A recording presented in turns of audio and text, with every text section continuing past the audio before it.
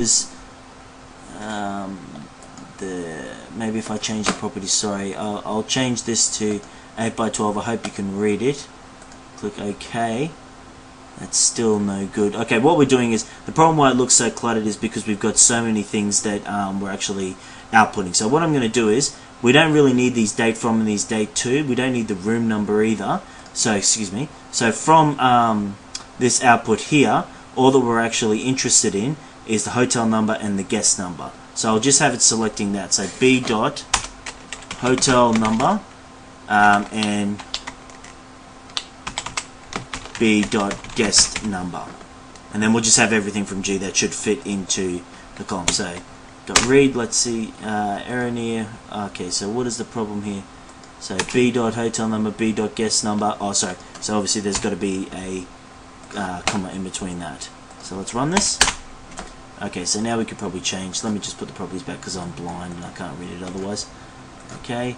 Okay. So now the key thing to think. This is from the booking table, and this is from the guest table, and you'll notice the most important thing is that they've matched them up. And this is great too, because now we can get information from another table and match it up with the query data that we've already got. So the guest numbers are already matched up. We don't need those whatsoever. The only thing that we're actually interested in, if we have a look at the actual question, it says to just list all the guests. So far all we really want, we'll get rid of the guest numbers, we'll just have it produce the guest address. And we'll also keep the hotel number, and you'll see why I'm going to keep the hotel number in a second. So from H, from the booking table, we're going to keep the hotel number, and the only thing left then is we're going to keep the, sorry, my memory is absolutely awful, I apologise, the guest name. So it's, I just wanted to see how it was written, guest name. So I'm just filtering what fields are actually going to be outputted. So what this should do is it'll cull, and so I've only got this and this, and that's all we've got. So that's fantastic. We're actually going to end up getting rid of this because this will become redundant information. Because if we have a look at the question, it actually says, this isn't the full answer. It says list all the guests currently staying at the Grosvenor Hotel. So currently these are all the guests that are. This query is actually listing all the guests that are currently staying in a hotel right now, and these are the hotels that they're staying in. And remember, when I say now, I mean as in this equivalent date in 2009. But we only want those from the Grosvenor Hotel.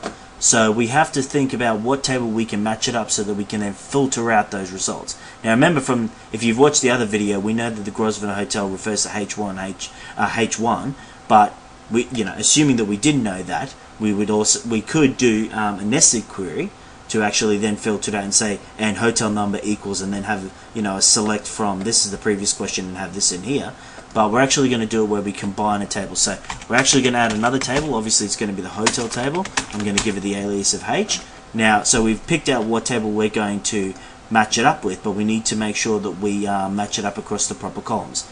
So we've already matched up booking and guest, and the only way that we can link up, remember they have to be the same they have to have the same column references for all the SQL that we do, but not in general though.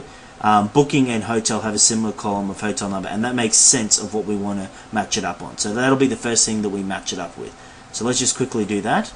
So hotel is H, so we've got that condition to then match up booking and guest. I'm now going to do my condition to match up booking and hotel. So then that will be and B dot hotel number is equal to H dot hotel number. So we'll get it to output everything from hotel. Hopefully it'll fit into the screen. Otherwise we might have to cull some columns, but that's okay. Or some fields, I should say. But what this should do in terms of the command is it should match it up with the hotel table. So we should have a listing here with the corresponding data that matches up with these hotel numbers. So let's run the command. Okay. And you'll see that that's what it's actually done. If we have a look at the hotel table, that will definitely match up with everything.